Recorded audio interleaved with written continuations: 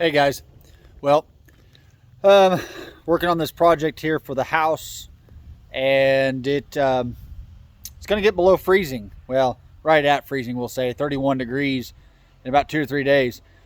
So Lisa's kind of worried about it getting cold inside the building. Of course, that's been all. I've had to cut the tin and everything off the bottom of the building, everything to prep it for concrete. Concrete's supposed to be here tomorrow. Well, that's what we thought. So I'm going to jump on the skid loader here and get the rest of this dug out here.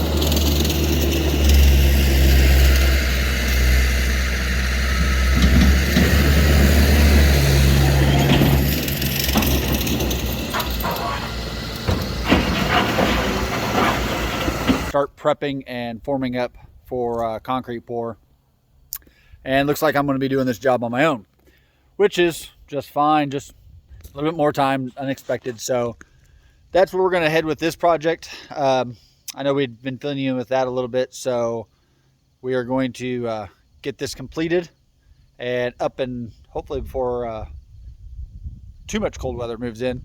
Just one night is we're supposed to go back up in the 70s and 50s for lows. So wanted to share that with you as far as an update. I think we're just going to go ahead and cover the door with some plastic, and that way it's not too chilly in there. Right now we are still in the trailer and going to be moving there, but we just do the kitchen area that won't get cold at all because of the refrigerators and stuff. So not too worried about water or anything like that. We just got a lot of things going. Lisa and Ella, that was Ella leaving the driveway when I started this all up to get cows ready to move and jump them across the gravel. They're getting ready to come back over onto us. So that's what they're prepping for tomorrow to get that going. And got word today that our new, we're going to be redoing the front, the neighbors area that we rent over here. Their section right in front of the highway and our section right in front of the highway, we're going to go ahead and put double gates up in there and redo the fencing right through there. Somewhat for curb appeal, but very, very functional to where we're not having to string so much line as well.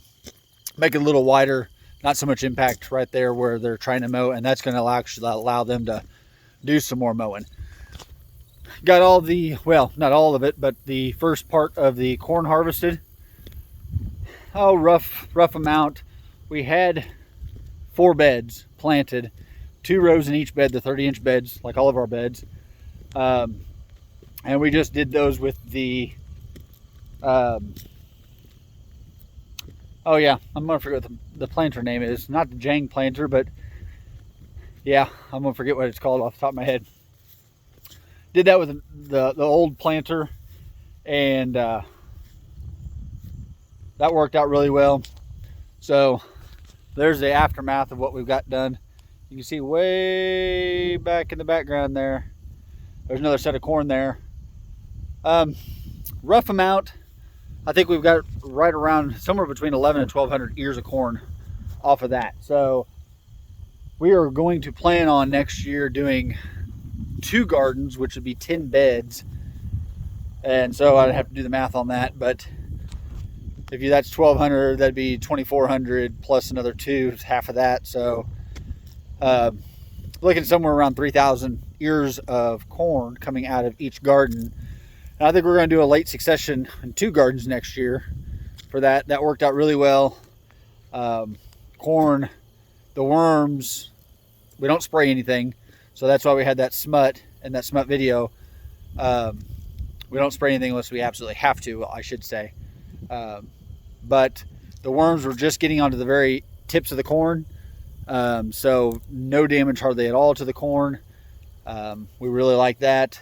and they just worked out really well. So we're going to go ahead and do another fall or late summer corn on that, and pulling out all of the radishes, and turnips should be done in the next day or two. We'll start getting those pulled out, providing we get all this other stuff done. So and then it's, with all the cold weather, I've got some wood from last year, but we are going to get hot and heavy into cutting wood for the winter. I still haven't bought a log splitter yet, so I've done everything by hand, split all the wood by hand for the last 3-4 years. Luckily I had David last year, and David's learning how to split wood, and he can hold his own with a maul now, so that definitely helps me. But wanted to get on here, do a short little video. I just want to say thank you for all the new subscribers we have. If you're new here, kind of just fill you in a little bit. We manage about 1,000 acres, 150-ish, we'll say, head of, or pairs of cattle. Some are South Pole, the rest are Black Angus. We do a custom grazing with the Black Angus. They are not our cows, but we do custom grazing with those. We do all of our own compost. We do an acre worth of gardening, 2 high tunnels, a caterpillar tunnel from Farmer's Friend. Do pastured pork. We do, I haven't checked on Jeffrey. I'll walk down that way and while I'm talking to you. Pastured pork. We do pastured layers and pastured broilers. So that's kind of a little bit of what we do and who we are. Family of 4, my wife Lisa, Ella, and David. So it's a madhouse, but we love it. Wouldn't trade it for the world. I'm not sure if Jeffrey's out here or not. Come down here and check. He's in the timber down here. The timber I call it, but just a big hedgerow.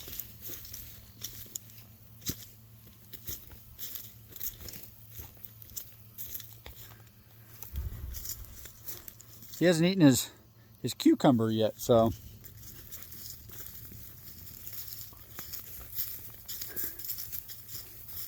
it's not that hot, but maybe he's down here at the mud hole.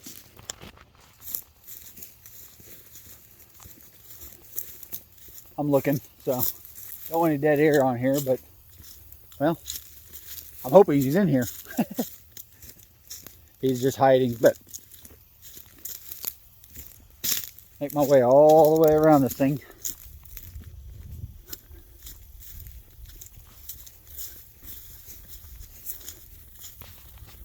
Well, I haven't seen any big pigs running around the fields yet, so oh, worry not, he's right here.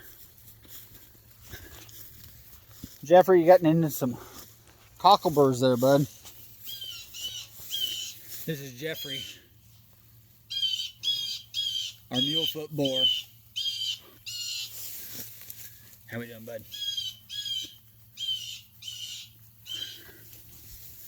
Have to pick some cockleburs off you later. All right, guys. I won't keep you much more. Kind of a long video just walking around here, but yeah, he's not too far from the chicken house right here. Some pasture needs to be finished up mowed here, but no, everything's going well here. We just thank you for all the subscribers, and got to meet some new neighbors, really, just down the state here, down by the Lake of the Ozarks. I grew up just north of the Lake of the Ozarks, so they are, we might actually go down and see them at the end of the month or so and meet some new people. So, but again, we just thank you for following along and being part of our experiment of life. So, oh, before I leave you, maybe I'll try to edit this in, but maybe not, probably not. OPEC meeting was today. Told you guys about that. video or two or yesterday or day before that. And between the Russians and the Saudi prince, I guess, it sounds like they went ahead and decided and agreed between those two to go ahead and cut production of oil by 2 million barrels per day. 2 million barrels per day is roughly 2% of the world's oil production. So what does that mean for prices? We're going to find out, I guess. I don't know. It's something we're going to have to deal with and just be prepared for, and as much as you can. I don't know how you go besides going and getting some bulk fuel, which we try to keep fuel at all times. But you know, it's one of those evils, I guess. It's, you go by the pump, do you get worried about it? Well, doesn't do you much good to worry about it. You just pay the price that it is. I don't know how long it'll keep going up. I foresee it going up and up and up for a while, but who knows? Life must go on, and we'll have to deal with it as we're dealt those cards, I reckon. So, all right, guys, we will get off of here, and until next time, pull up a chair and welcome to Tabletop Farms.